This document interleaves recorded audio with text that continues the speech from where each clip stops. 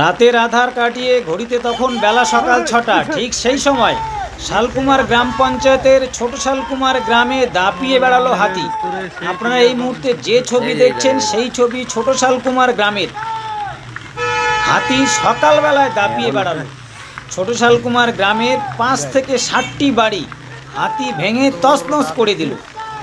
সকালবেলায় একদল হাতি ছোট শালকুমার গ্রামে, তার মধ্যে একটা হাতি যে ছবি ক্যামেরায় ধরা পড়েছে। এলাকার বাসিন্দারা ঠিক তখন কিন্তু হাতি তাড়াতে ব্যস্ত। একদিকে তখন বৃষ্টি পড়ছে অঝোরে, ঠিক তখন হাতির দল গ্রামে, ছোট শালকুমার গ্রামে। কিছু মানুষ সেই সময় হাতির ছবি তুলতে ব্যস্ত। ছোট শালকুমার গ্রামে আজ ভোর নাগাদ হাতি তাণ্ডব চালায়, মোটামুটি ৬০টি বাড়ি হাতি ভেঙে তছনছ করে দেয়। যে কারণে আজ সকাল ৯টা থেকে বেলা ১:৩০ পর্যন্ত ফালাকাটা মাদারি রোড অবরুদ্ধ করেছিল এলাকার স্থানীয় বাসিন্দারা। এই মুহূর্তে আপনারা যে ছবি দেখছেন সেটা হচ্ছে সকাল ৬টার সময় সেই হাতি তখনও ছোট শালকুমার গ্রামে। একদিকে মুষলধারে বৃষ্টি পড়ছে, ঠিক তখন হাতি গ্রামে, সেই ছবি তুলছে এলাকার স্থানীয় বাসিন্দারা।